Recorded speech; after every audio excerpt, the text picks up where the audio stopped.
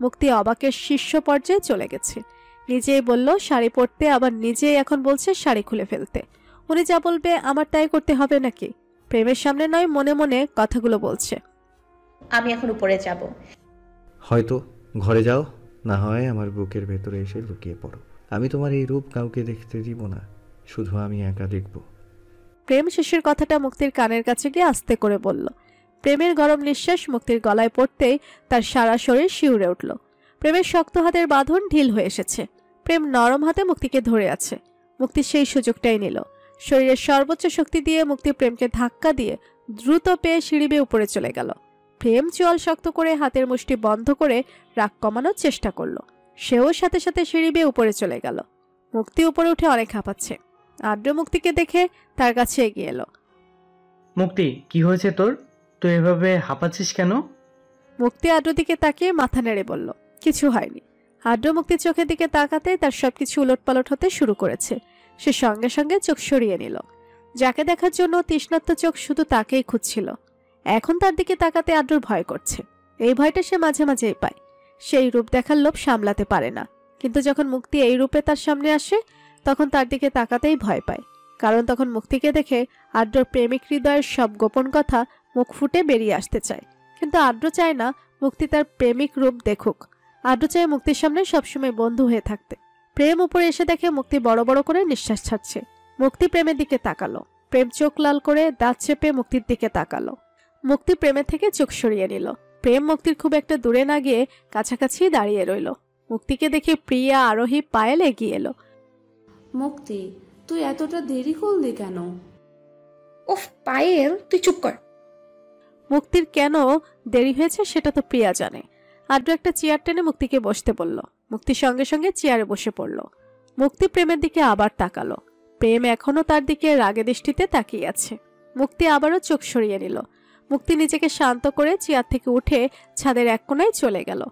আদ্রকে ইশারা দিয়ে বোঝালো যে সে ঠিক আছে। প্রিয়া, পায়েল আর আরোহী মুক্তির কাছে গিয়ে দাঁড়ালো। বিশাল বড় ছাদের আরেক কোণায় আকাশ সবার সাথে আড্ডা দিচ্ছিল। দূর থেকে সে তার পছন্দের কিনে আনা সেই শাড়িটা দেখতে পেল। শাড়ির আঁচল বাতাসে উঠছে, কিন্তু মানুষটাকে দেখা যাচ্ছে না। তার সামনে অন্যরা দাঁড়িয়েছিল। আকাশ উৎসুক দৃষ্টিতে এগিয়ে এলো। আকাশ মুক্তিকে দেখতে পেয়ে তার ঠোঁটে অজান্তেই হাসি ফুটে উঠল। আকাশ মনে মনে ভাবছে, এ তুমি কোন রূপে দাঁড়িয়ে আছো মুক্তি? আমাকে পাগল করার প্রতিযোগিতা নেমেছো নাকি তুমি? আজ সকাল থেকে তোমার এক এক রূপ দেখে তো আমি মুগ্ধ। এখন বুঝি অন্তিম মুহূর্তে আমাকে পাগল না করে ছাড়বে না তুমি? আকাশ মুক্তির কাছে এগিয়ে গেল। আকাশকে দেখে সবাই চুপ হয়ে গেল। মুক্তিকে দেখে আকাশ নিজের অজান্তেই বলতে লাগলো, কালো শাড়িতে তোমার বেশ মানায়। তুমি সত্যি আজ সেজেছো একই মায়ায়। চোখে কাজল আর মাথায় খোলা চুল। তোমার ওই মায়ায় পড়ে করব আমি শত শত ফুল। মুক্তি খুব লজ্জা পেয়ে গেল।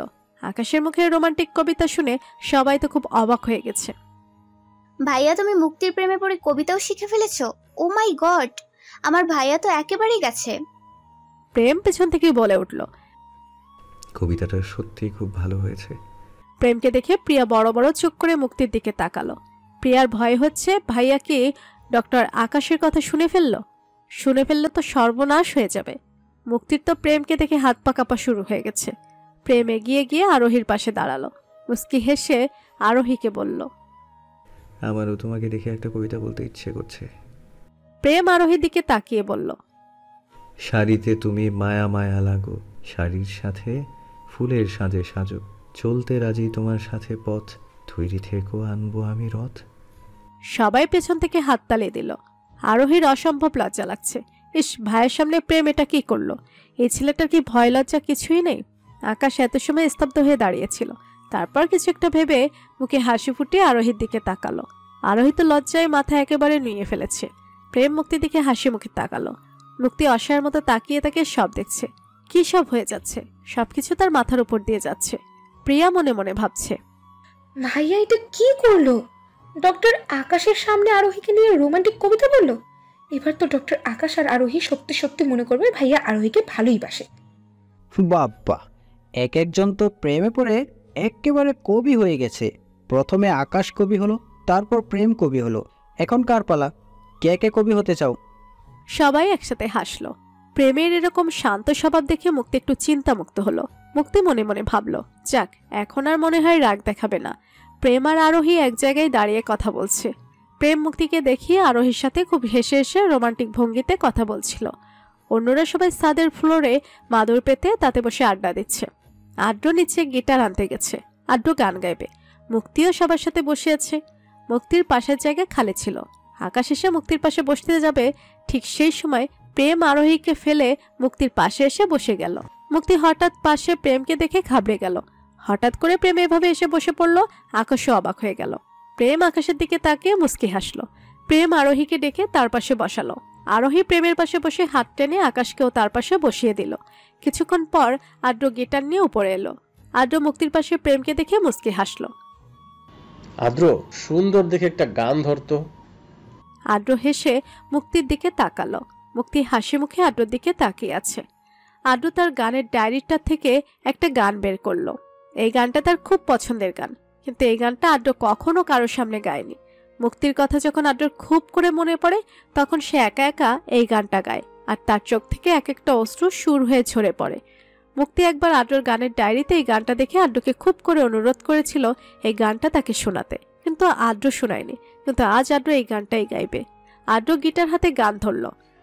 সময় যখন মরুর ঝরে এমন হারায় কেমন করে, আমি তখন যোজন দূর একাকী সঙ্গী মনতা, আকাশ যখন আধার ভীষণ এক ফোঁটা জল চেয়েছে মন, অবহেলায় অপমানে পেয়েছ রিক্ত শূন্যতা, সমান্তরাল পথের বাঁকে তোমার পথের দিশাই থাকে, সে দিশা খোঁজে তোমাকে দীপান্বিতা,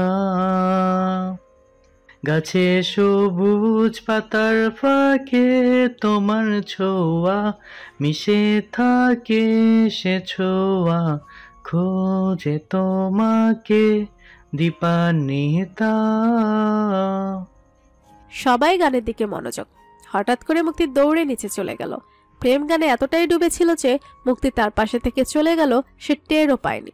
আদ্র মুক্তি চলে যাওয়া ঠিকই দেখতে পেয়েছে, কারণ আদ্র তো মুক্তির দিকে তাকিয়ে গানটা গাইছিল, কিন্তু সে গান থামায়নি।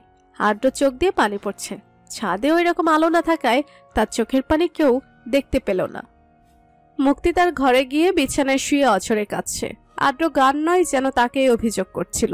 মুক্তি চোখ দিয়ে অনবরত পানি ঝরছে। আদ্র গান শেষ করে গিটার রেখে নিচে চলে এলো। আদ্র আর মুক্তি ছাড়া ও পায়েলের চোখ দিয়ে পানি ঝরছে। আদ্রর গাওয়া গানে যে পুরোটা জুড়ে মুক্তি ছিল, সে সেটা বুঝতে পারছে। পায়েল মুক্তির উপর খুব রাগ হচ্ছে। আদ্রর এই নিঃস্বার্থ ভালোবাসা মুক্তি কেন বুঝতে পারছে না, নাকি বুঝেও বুঝতে চাইছে না। প্রেম তার পাশ ফিরে দেখে মুক্তি তার পাশে নেই। প্রেম অবাক হয়ে গেল। প্রেম আশেপাশে কোথাও মুক্তিকে দেখতে পেল না। আরোহী প্রেমকে উদ্দেশ্য করে বলল, ভাইয়া, আদ্রর গানটা খুব সুন্দর ছিল, তাই না? হ্যাঁ। আদ্র নিচে গিয়ে তার মুখটা ভালো করে ধুয়ে নিল। তারপর আশেপাশে কোথাও মুক্তিকে দেখতে না পেয়ে মুক্তির রুমের সামনে গিয়ে দেখে রুমের দরজা ভেতর থেকে আটকানো। মুক্তি, দরজাটা একটু খোল। দরজা বন্ধ করে কি করছিস? মুক্তি আদ্রর গলার আওয়াজ শুনে কান্না থামিয়ে বিছানা থেকে উঠে তাড়াতাড়ি চোখে মুখে পানি দিয়ে এলো। তারপর দরজা খুলে আয়নার সামনে গিয়ে বলল, আরে মেকআপ করছি তো, মেয়েদের মেকআপ করাও কি তোর দেখতে হবে? আদ্র মুক্তির ঘরের ভেতর গিয়ে মুক্তির পেছনে গিয়ে দাঁড়ালো। মুক্তি আদ্রর কাছে তার কষ্ট লুকাতে চাইলো, তাই সে কাজলটা হাতে নিয়ে আয়নার সামনে দাঁড়িয়ে চোখে কাজল পড়ছে। আদ্র মুক্তির পেছনে দাঁড়িয়ে আয়নাতে মুক্তির ডাগর ডাগর চোখে কাজল পড়া দেখছে। আদ্র যেন এই চোখের মায়ায় হারিয়ে যেতে ইচ্ছে করছে তার পাগলিটাকে বুকে জড়িয়ে ইচ্ছে মতো চিৎকার করে কাঁদতে। মুক্তির চোখ ছলছল করছে। প্রেম ছাদে দাঁড়িয়ে ছটফট করছে। সে কিছু একটা ভেবে নিচে চলে গেল। প্রেম দৌড়ে মুক্তির রুমের সামনে আসতেই রুমের ভেতর থেকে আদ্রর গলার আওয়াজ শুনতে পেল। সে তার পাকে থামিয়ে বাইরে দাঁড়িয়ে রইল। আচ্ছা, তুই আমার পুরো গান শেষ না করেই এখানে মেকআপ করতে চলে এলি? তোর মুখে তো আমি মেকআপের ছিটে ফোঁটাও দেখছি না। মুক্তি আদ্রর দিকে তাকালো না, কারণ মুক্তি যদি এখন আদ্রর চোখের দিকে তাকায় তাহলে সে নিজেকে সামলাতে পারবে না। তার বুক ফেটে কান্না আসবে। আমি তোর এই গানটা শুনতে চাই না, তাই চলে এলাম। কেন? তুই তো এই গানটাই শুনতে চেয়েছিলি। হ্যাঁ, কিন্তু আমার গানটা ভালো লাগেনি। তুই এই গানটা আর কখনো গাইবি না। আদ্র হেসে বলল, আচ্ছা ঠিক আছে। আচ্ছা, এখন গানের কথা বাদ দিয়ে বলতো আমাকে কেমন লাগছে? তুই তো আমাকে আজ কিছুই বললি না। বাইরে থেকে মুক্তির এই কথা শুনে প্রেমের রাগে শরীর জ্বলে উঠল। সে সাথে সাথে হাত মুষ্টিবদ্ধ করে রাগ নিয়ন্ত্রণ করার চেষ্টা করলো। আদ্র মুক্তিকে আয়নায় দেখে হেসে বলল, তোকে পেট্টির মতো লাগছে। মুক্তি হাসলো। আমি জানতাম তুই এই রকমই একটা কথা বলবি। জানতে যখন তো জিজ্ঞাসা করলে কেন? এমনিতেই জিজ্ঞেস করলাম, তোর মুখে এরকম কথা শুনতেই আমার ভালো লাগে। আদ্র মুস্কি হাসলো। আচ্ছা বলতো আদ্র, পায়েলকে আজ কেমন লাগছিল? আদ্র অবাক হয়ে বলল, পায়েলকে? আমি তো পায়েলকে ওই রকম করে দেখিনি। আর পায়েলকে কেমন লাগছিল তুই আমাকে কেন জিজ্ঞাসা করছিস? কেন? একটু পায়েলের দিকে তাকালে কি হতো? আজ পায়েল তোর জন্য শাড়ি পরেছে, একটু তো ওর দিকে তাকিয়ে দেখতে পারতি। মুক্তির কথা শুনে আদ্রর মাথায় রক্ত উঠে গেল। আদ্র রাগে দাঁতে দাঁত চেপে বলল, কি বলছিস তুই এসব? মুক্তি এবার আদ্রর দিকে ফিরে তার একটু কাছে গিয়ে বলল, হ্যাঁ, আসলে আমি তোর জন্য পায়েলকে পছন্দ করেছি। পায়েল তোকে খুব ভালোবাসে। মুক্তি আদ্রর চোখের দিকে তাকিয়ে শান্ত গলায় বলল, তুই পায়েলকে ভালোবাসবি না? মুক্তির আবারও চোখ ছলছল করে উঠল। সে আদ্রর দিক থেকে চোখ ফিরিয়ে নিল। মুক্তির কথা শুনে আদ্রর সারা শরীর রাগে গরম হয়ে গেল। সে চোয়াল শক্ত করে হাতের মুষ্টি বন্ধ করে চোখ লাল করে মুক্তির দিকে তাকিয়ে বলল, আমার এখন ইচ্ছা করছে তোর গালে ঠাটিয়ে দুইটা চড় মারতে, কিন্তু আমি এটা কখনোই পারবো না। তুই আমার সাথে আর কখনোই কথা বলবি না। এই কথা বলে পাশে থাকা মুক্তির জুয়েলারি বক্সটা হাতে নিয়ে নিচে ফেলে রুম থেকে বের হয়ে গেল। আদ্র রুম থেকে বের হবে বুঝতে পেরে প্রেম পাশে থাকা মৌয়ের রুমে ঢুকে পড়ল, যাতে আদ্র প্রেমকে দেখতে না পায়। আদ্র চলে যাওয়ার পর প্রেম মৌয়ের রুম থেকে বের হয়ে ভাবছে, না, আমি মুক্তি আর আর্দ্রকে নিয়ে যা কিছু ভেবেছিলাম তা সব কিছুই আমার মনের ভুল। আমি অযথা শুধু শুধু চিন্তা করছিলাম। ওদের মধ্যে মনে হয় কিছু নেই। মুক্তির দু চোখ দিয়ে অনবরত পানি ঝরছে। সে চোখের পানি মুছে ফ্লোরে পড়ে থাকা ভাঙ্গা জুয়েলারি বক্সটা তুলে ড্রেসিং টেবিলে রাখলো। মুক্তির চোখের পানি মুছে নিজেকে একটু শান্ত করে রুম থেকে বেরিয়ে গেল। মুক্তি রুম থেকে বের হয়ে দেখে প্রেম বাইরে দাঁড়িয়ে কি যেন ভাবছে। মুক্তি ভাবছে, প্রেম ভাইয়া এখানে কখন এলো? মুক্তি প্রেমকে পাশ কাটিয়ে চলে যাচ্ছিল। তখন প্রেম মুক্তিকে দাঁড়াতে বলল। মুক্তি দাঁড়িয়ে পড়ল। উপরে যাচ্ছ? মুক্তি মুখে কিছু না বলে মাথা নেড়ে বলল, হ্যাঁ। প্রেম মুক্তির হাত ধরে উপরে চলে গেল। ছাদে ঢুকতেই মুক্তি প্রেমের হাত থেকে তাকে ছাড়িয়ে নিয়ে দৌড় দিল। প্রেম হাসলো। ছাদে সবাই খুব আনন্দ করছে, কেউ গান করছে, আবার কেউ নাচ করছে। মুক্তি আশেপাশে তাকিয়ে আদ্রকে খুঁজতে লাগলো। একপাশে আদ্রকে দেখতে পেয়ে সে আদ্রর কাছে চলে গেল। মুক্তি হাসি মুখের অভিনয় করে আদ্রর পাশে গিয়ে দাঁড়ালো। আদ্র মুক্তির সাথে কথা বলছে না। তুই আমার সাথে কথা বলবি না? তুই আমার সাথে কথা না বলে থাকতে পারবি? আদ্র কোনো কথা বলছে না। তুই তো আমার চোখের পানি সহ্য করতে পারিস না। তুই যদি এখন আমার সাথে কথা না বলিস তাহলে কিন্তু আমি কেঁদে ফেলবো। আদ্র মুক্তির কাছ থেকে চলে যাওয়ার জন্য পা বাড়ালো। তখনই মুক্তি আদ্রর হাতটা ধরে ফেললো। আদ্র মুক্তির হাত থেকে নিচের হাতটা ছাড়িয়ে নিয়ে মুক্তির মুখের সামনে এসে বলল, তোকে না আমি কতবার বলেছি তুই আমাকে টাচ করবি না, আর এখন থেকে তুই আমার সাথে একটা কথাও বলার চেষ্টা করবি না। আদ্রর চোখগুলো লাল হয়ে আছে। মুক্তি আদ্রর চোখের নিচে পানি দেখতে পেল। মনে হয় অনেক কেঁদেছে। নীরব কান্না যাকে বলে। মুক্তি আর তাকে আটকালো না। আদ্র সবার কাছ থেকে বিদায় নিয়ে চলে গেল। মুক্তির সাথে একটা কথাও বলল না। মুক্তিও নীরবে চোখের পানি ফেলছে। আদ্র চলে যাওয়ার কিছুক্ষণ পর আকাশ মুক্তির পাশে এসে দাঁড়ালো, কিন্তু মুক্তি আকাশকে খেয়াল করেনি। মুক্তি পাশ ফিরে দেখে ডক্টর আকাশ। মুক্তি, তুমি কোথায় চলে গিয়েছিলে? আমি একটু নিচে গিয়েছিলাম, একটু দরকার ছিল। ও আচ্ছা আচ্ছা। আকাশ মুক্তির দিকে তাকিয়ে আছে। মুক্তি, তুমি আমার দেওয়া শাড়িটা পরেছো, আমি খুব খুশি হয়েছি। তোমাকে যে কতটা পরিমাণে সুন্দর লাগছে তা আমি তোমাকে বলে বোঝাতে পারবো না। মুক্তির ইচ্ছে না থাকা সত্ত্বেও সে হাসলো। প্রেম আরোহীর সাথে কথা বলছিল।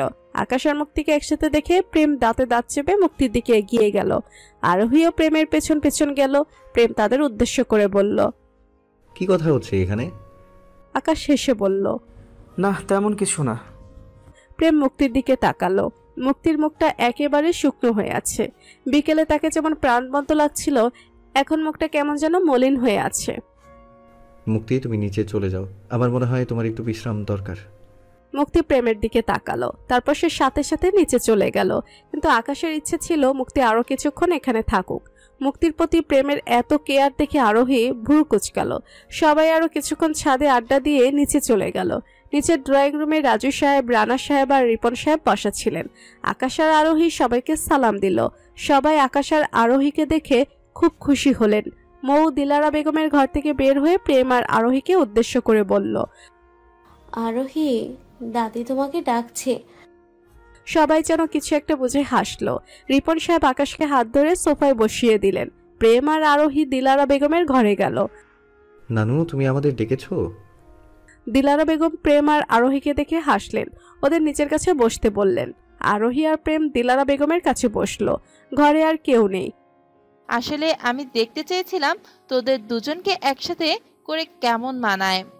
আরোহী দিলারা বেগমের কথায় লজ্জা পেয়ে গেল, কিন্তু প্রেম রেগে গেল। সে বসা থেকে উঠে ক্ষিপ্ত কণ্ঠে বলল, আমার এখন এসব ভালো লাগছে না নানু। আমি মনে করছি তুমি জরুরি কোনো প্রয়োজনে আমাকে ডেকেছো। আরোহী আর দিলারা বেগম অবাক হয়ে গেলেন প্রেমের এইরকম আচরণ দেখে। প্রেম আরোহীর দিকে তাকিয়ে বলল, সরি আরোহী, তুমি কিছু মনে করো না। আসলে আমার মাথাটা ভীষণ ধরেছে, আমি এখন আসছি। এই কথা বলে প্রেম দিলারা বেগমের রুম থেকে চলে গেল। আরোহী মাথা নিচু করে ফেলল। দিলারা বেগম আরোহীর দিকে তাকিয়ে বললেন, আসলে প্রেম এরকমেরই, হুটহাট রেগে যায়। এই একরোখা ছেলেকে নিয়ে আমার মেয়েটার খুব কষ্ট করেছে। যখন যা বলবে সেটাই করবে। পারবে তো এই একরোখা জেদি ছেলেটাকে সামলাতে? আরোহী খুব লজ্জা পাচ্ছে। দাদি, আমি এখন যাই। এই কথা বলে আরোহী দৌড়ে চলে গেল। আরোহী যাওয়ার পর দিলারা বেগমের কপালে কিছুটা চিন্তার ভাঁজ পড়ল। কি ব্যাপার, প্রেম হঠাৎ করে এভাবে রেগে গেল কেন? প্রেম উপরে তার রুমে চলে গেছে। রত্না বেগম পায়েলকে পাঠালেন খাবার খাওয়ার জন্য মুক্তিকে ডেকে আনতে। মুক্তির একটুও ভালো লাগছে না। সে বারবার আড্ডুকে ফোন করে যাচ্ছে, কিন্তু আড্ডু ফোন রিসিভ করছে না। অনেকগুলো মেসেজ দিয়েছে, একটা মেসেজও সিন করেনি। মুক্তি ফোন হাতে নিয়ে এদিক ওদিক পায়চারি করছে। পায়েলকে দেখে সে থেমে গেল। মুক্তি, কি হয়েছে তোর? মুখটা এমন লাগছে কেন? না, কিছু না। মুক্তি পায়েলের জন্য খুব মায়া হলো। মুক্তি পায়েলকে জড়িয়ে ধরল। মুক্তি, কি হয়েছে বল না। বললাম তো কিছু হয়নি। পায়েল মুক্তিকে সোজা করে বলল, বড় আন্টি তোকে ডাকছেন খাবার খেতে। ওখানে আকাশ ভাইয়া সবাই বসে আছে তোর জন্য। না, আমার খিদে নেই, আমি খাবো না। মুক্তি, খাবার না খেলেও তুই ওখানে গিয়ে বস অন্তত। আকাশ ভাইয়া কি মনে করবে বলতো? উনি তোর জন্য এখানে এসেছেন। মুক্তি কিছুটা বিরক্তি মুক্ত করে ওড়নাটা বুকে জড়িয়ে নিল। এইরকম মুখ করে আছিস কেন? তোকে এইরকম মুখে কখনো মানায় না। হাসি মুখে সব সময় থাকবি। মুক্তি হাসলো। মুক্তিকে দেখে আকাশ একটু নড়ে চড়ে বসলো। মুক্তি সোজা রান্নাঘরে চলে গেল। বড় মা, আমার খিদে নেই, আমি খাবো না। এরকম করে না মা, দেখ আকাশ আর আরোহী সব সময় তো আমাদের এখানে আসে না। ওরা কি মনে করবে বলতো? তুই না আমার লক্ষ্মী মেয়ে। মুক্তি আর কিছু বলল না। মুক্তি, জামা ওদের সাথে গিয়ে বস। মুক্তি গিয়ে আরোহীর পাশে বসলো। আরোহী মুক্তিকে দেখে খুশি হলো। মুক্তি, তুমি কোথায় ছিলে? তোমাকে ছাড়া এই বাড়িতে আমার খুব নার্ভাস ফিল হয়। মুক্তি হাসলো। ঠিক আছে, তোমার নার্ভাস ফিলটা যাতে তাড়াতাড়ি কেটে যায় সেই ব্যবস্থাই ফুপিমণিকে করতে বলবো। এই বাড়িতে তো নার্ভাস হবেই না, আর ঢাকার বাড়িতে তো আরও হবে না। জি না, আমাদের বাড়িতে তোমাকে না নিয়ে আমি এই বাড়ি থেকে কোথাও নড়ছি না। মুক্তি মুস্কি হাসলো। রুনা বেগম গিয়ে প্রেমকে ডেকে নিয়ে এলেন। মুক্তি প্রেমকে সিঁড়ি দিয়ে নামতে দেখে আরোহীর কানে কানে বলল, ওই যে যাকে দেখে তুমি নার্ভাস হয়ে যাও সে চলে আসছে। আরোহী প্রেমকে দেখে লজ্জা পেয়ে গেল। প্রেম সোফায় গিয়ে বসলো। মুক্তিকে আর চোখে একবার দেখে নিল। টেবিলে খাবার দেওয়া হয়েছে। রত্না বেগম সবাইকে বসতে বললেন। শিউলি বেগম হাত ধরে দিলারা বেগমকে নিয়ে এসে চেয়ারে বসিয়ে দিলেন। দিলারা বেগম সবাইকে বসতে বললেন। মুক্তি একটা চেয়ারে বসার পর প্রেম ঠিক তার পাশের চেয়ারে বসে পড়ল। প্রেম মনে মনে খুব খুশি সে আকাশকে মুক্তির পাশে বসতে দেয়নি, কিন্তু আকাশ এসে মুক্তির অপর পাশের চেয়ারে বসে পড়ল। তাহলে ব্যাপারটা কি দাঁড়ালো? মুক্তি মাঝখানে আর তার দুই পাশে তার দুই লাভার। মুক্তি দুজনকে দুপাশে দেখে তার চোখ কপালে উঠে গেল। তার গলা দিয়ে আর খাবার নামবে না।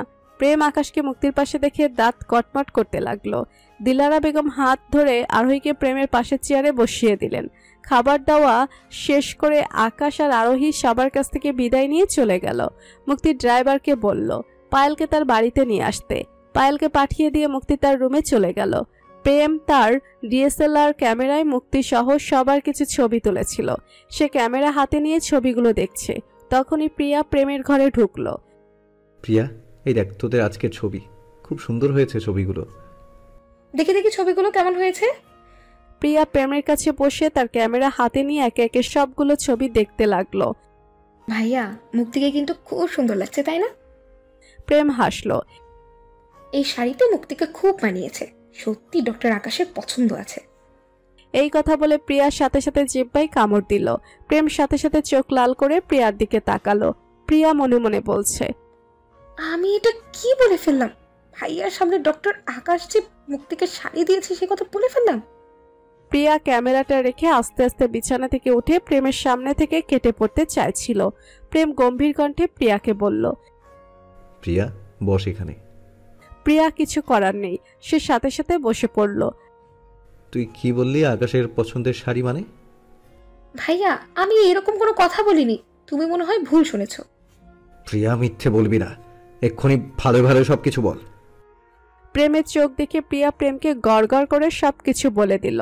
রাগে প্রেমের রক্ত মাথায় উঠে গেছে। সে এক লাফে বিছানা থেকে উঠে পড়ল। প্রেম দ্রুত পায়ে মুক্তির রুমের দিকে এগিয়ে গেল। প্রিয়া প্রেমের পেছন পেছন গেল। উপর থেকে আশেপাশে ভালো করে দেখে নিল কেউ আছে কিনা, না কেউ নেই। সবাই সবার রুমে ঘুমাতে চলে গেছে। প্রিয়াও তার ভাইয়ের সাথে গেল। যদি প্রেমকে মুক্তির রুমে কেউ দেখে ফেলে তাহলে তো খারাপ কিছু ভাবতে পারে। প্রিয়ার সাথে থাকলে কেউ দেখলেও সমস্যা হবে না।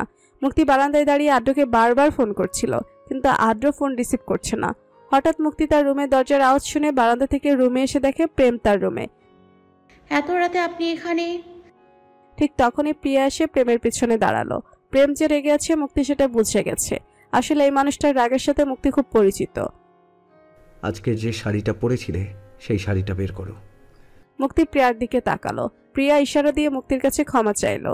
প্রেম জোর গলায় বলল, কি হলো, শুনতে পাচ্ছ না আমার কথা? মুক্তি শান্ত গলায় বলল, আস্তে কথা বলুন, কেউ শুনতে পাবে। প্রেম দাঁতে দাঁত চেপে মুক্তির দিকে এগিয়ে গেল। মুক্তি তার আলমারি থেকে শাড়িটা বের করে প্রেমের দিকে বাড়িয়ে দিল। প্রেম এক হাতে শাড়িটা নিয়ে অন্য হাত দিয়ে মুক্তির হাত জোরে চেপে ধরল। প্রেম প্রিয়াকে উদ্দেশ্য করে বলল, প্রিয়া তুই ঘরে যা। প্রেম প্রিয়াকে ঘরে যাওয়ার কথা বলে মুক্তির হাত শক্ত করে ধরে টেনে ছাদে নিয়ে গেল। মুক্তি তার হাত ছাড়ানোর জন্য খুব চেষ্টা করছে, কিন্তু তার চেষ্টা কোনো কাজেই লাগলো না। প্লিজ আমার হাতটা ছাড়ুন, আমার খুব ব্যথা করছে। প্রেম ছাদে এসে মুক্তির হাতটা ছেড়ে দিয়ে বলল, আমার বুকের ভেতর যে ব্যথা হচ্ছে সেই ব্যথার কাছে তোমার এই ব্যথা কিচ্ছু না মুক্তি। মুক্তি বিরক্তি মুখে বলল, আপনার বুকের ভেতর কষ্ট হওয়ার মতো কিছু হয়নি। প্রেম ভুরু কুচকে বলল, ও তুমি বলতে চাইছো তুমি আমার সামনে অন্য একটা ছেলের দেয়া শাড়ি পরে ঘুরবে আর আমার সেটা ভালো লাগবে? মুক্তি কিছু বলল না। প্রেম আকাশের দেওয়া শাড়িটা নিচে ফেলে দিয়ে পকেট থেকে একটা গ্যাস লাইটার বের করে শাড়িতে আগুন ধরিয়ে দিল। মুক্তির শাড়িটার দিকে তাকিয়ে রইল যতক্ষণ পর্যন্ত শাড়িটা পুড়ে ছাই হয়ে না যায়। প্রেম একটা সিগারেট বের করে শাড়িতে ধরালো, আগুন থেকে সিগারেটটা ধরিয়ে নিল। দুজনেই নিশ্চুপ। প্রেম রেলিংয়ে ঢেলান দিয়ে সিগারেট টানছে, আর মুক্তি দাঁড়িয়ে দাউ দাউ করা আগুনের দিকে তাকিয়েছে। শাড়িটা ছাই হতে বেশিক্ষণ সময় নেয়নি। আগুন নিভে যাওয়ার সাথে সাথে প্রেম মুক্তিকে বলল, তুমি এক্ষুনি আমার চোখের সামনে থেকে যাও। প্রেমের কর্কশ গলায় কথাটা শুনে মুক্তির বুক কেঁপে উঠল। মুক্তির সঙ্গে সঙ্গে নিচে নেমে গেল। পরদিন বাড়ির সব মেয়েরা ফজরের নামাজ পড়ে ড্রয়িং রুমে বসে চা খাচ্ছে। প্রিয়া মুক্তির দিকে তাকিয়ে আছে। মুক্তির মুখটা মলিন হয়ে আছে। হঠাৎ করে রুনা বেগম তাকিয়ে দেখলেন প্রেম সিঁড়ি দিয়ে নিচে নামছে। রুনা বেগম প্রেমকে দেখে অবাক হলেন। প্রেম তো এত সকাল সকাল ঘুম থেকে ওঠে না। প্রেম সরাসরি তার মায়ের সামনে এসে বলল, মা আমরা আজকে ঢাকা চলে যাব, তোমরা সবাই তাড়াতাড়ি রেডি হয়ে নাও। হঠাৎ করে প্রেমের এই কথা শুনে সবাই অবাক হয়ে গেল। সবাই একসাথে সোফা থেকে উঠে দাঁড়ালো। প্রেম মুক্তির দিকে তাকালো। মুক্তির মুখে কোনো চেঞ্জ নেই। রুনা বেগম প্রেমের কাছে এগিয়ে গেলেন। প্রেম, হঠাৎ করে যাওয়ার কথা বলছিস কেন বাবা? আমাদের তো আরো কিছুদিন থাকার কথা ছিল। রত্না বেগম এগিয়ে এসে বললেন, হ্যাঁ বাবা, মাত্র তো কয়েকদিন হলো এলে। না বড় মামি, আমরা আবার এসে থাকবো, আমাদের আজকেই যেতে হবে। রত্না বেগম বুঝতে পারলেন কিছু একটা হয়েছে। তিনি তার ছেলের রাগ আর জেদের কথা জানেন, তাই তিনি আর কিছু বললেন না। এরই মধ্যে রাজু সাহেব, রানা সাহেব আর রিপন সাহেব মসজিদ থেকে নামাজ পড়ে বাড়িতে চলে এলেন। শিলু বেগম এগিয়ে গিয়ে প্রেমে যাওয়ার কথা ওনাদেরকে জানালেন। হঠাৎ করে চলে যাওয়ার কথা শুনে প্রেমের 3 মামাই অবাক হলেন। রাজু সাহেব প্রেমের কাছে এগিয়ে গিয়ে বললেন, কি হয়েছে প্রেম, তোর কি এই বাড়িতে ভালো লাগছে না, নাকি এই বাড়ির কারো কথা তোর কাছে খারাপ লেগেছে বাবা? প্রেম হেসে বলল, না বড় মামা, এরকম কিছু না, আসলে আমি তাড়াতাড়ি ঢাকা গিয়ে অফিসে বসতে যাচ্ছি। রিপন সাহেব এগিয়ে এসে বললেন, ঠিক আছে, খুব খুশি, ভালো কথা, কিন্তু অফিসে তো আর 2 দিন পরে বসলে সমস্যা নেই। রুনা বেগম ওনার ভাইদের উদ্দেশ্যে বললেন, না ছোট ভাই, প্রেম যখন চলে যেতে চাইছে তখন আমরা আজকেই চলে যাই। আর ওইদিকে অফিসে অনেক কাজ জমা হয়ে আছে, আমাদের বরং চলে যাওয়াই ভালো। রুনা, হঠাৎ করে তোদের চলে যাওয়াটা কি ভালো দেখাবে? কিছু হবে না ভাইজান, তোমরা কিছু মনে করো না। রুনা বেগম মুক্তি আর প্রিয়াকে উদ্দেশ্য করে বললেন, মুক্তি, প্রিয়া, তোমরা রেডি হয়ে নাও। প্রেম মুক্তির দিকে একবারের জন্য তাকালো না। মুক্তি তার ঘরে গিয়ে তার খালামণিকে ফোন দিল। হ্যালো খালামণি, কি করছো? এই তো নামাজ পড়ে আবার শুতে যাচ্ছিলাম। ও আচ্ছা খালামণি, আদ্র মনে হয় এখনো ঘুমিয়ে আছে তাই না? ওকে একটু ডেকে বলো না আমার কল রিসিভ করতে। লায়লা বেগম অবাক হয়ে বললেন, ও মা, তুই জানিস না আদ্র তো আজ রাতের ট্রেনে চট্টগ্রামে চলে গেছে, ও তোকে বলেনি? আদ্র চলে যাওয়ার কথা শুনে মুক্তির চোখ দিয়ে অনবরত পানি ঝরছে, কিন্তু লায়লা বেগমকে কিছু বুঝতে না দিয়ে সে ফোন রেখে দিল। মুক্তি মনে মনে বলছে, তুই আমার উপর রাগ করে চলে গেছিস আদ্র, তুই আমার উপর সবসময় রাগ করিস, কিন্তু এতটা রাগ তো তুই আমার উপর করিস না।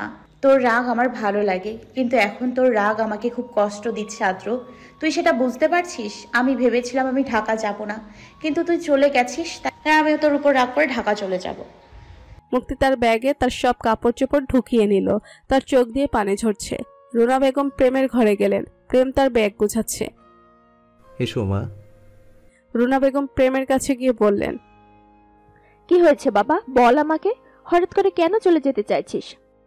মা, প্রিয়া আর মুক্তিকে গিয়ে বলো তাড়াতাড়ি রেডি হতে, আর মা তুমিও তাড়াতাড়ি রেডি হয়ে নাও। আমি আমার ব্যাগটা গুছিয়ে তোমার ঘরে গিয়ে তোমার ব্যাগটাও গুছিয়ে দিয়ে আসবো। আর বড় মামিকে গিয়ে বলো সকালের নাস্তায় আমি ওনার হাতের পায়েস খেতে চাই, আর মেঝো মামির হাতের খিচুড়ি। রুনা বেগম হাসলেন, প্রেমও হাসলো। রুনা বেগম প্রেমের ঘর থেকে চলে গেলেন। প্রেম তার ফোন হাতে নিয়ে আদ্রকে ফোন দিল। আদ্র ফোন রিসিভ করলো। আসসালামু আলাইকুম ভাইয়া। ওয়ালাইকুম আসসালাম। আদ্র, তুমি তাড়াতাড়ি এই বাড়িতে চলে এসো। ভাইয়া, আমি তো চট্টগ্রামে চলে যাচ্ছি। প্রেম আদ্রর কথা শুনে অবাক হলো। হঠাৎ করে চট্টগ্রাম চলে যাচ্ছ যে? আদ্র মুখে মলিন হাসি দিয়ে বলল, হ্যাঁ, হঠাৎ করেই। তাহলে আমি চেকটা কাকে দিব? কিসের চেক ভাইয়া? আমি মুক্তমণির জন্য 2 লাখ টাকার একটা চেক লিখে দিয়েছি, এখন এই চেকটা কাকে দিব? ভাইয়া, এটার কোনো দরকার ছিল না। দরকার আছে আদ্র। আপনি মুক্তির কাছে চেকটা দিয়ে দিন। মুক্তি চেক নিয়ে কি করবে? মুক্তি তো আমার সাথে আজ ঢাকা চলে যাচ্ছে। ও, মুক্তি চলে যাচ্ছে? হ্যাঁ। আচ্ছা ঠিক আছে, আপনি চেকটা বড় আন্টির কাছে দিয়ে যান, আমি এসে পরে নিয়ে নিব। আচ্ছা ঠিক আছে।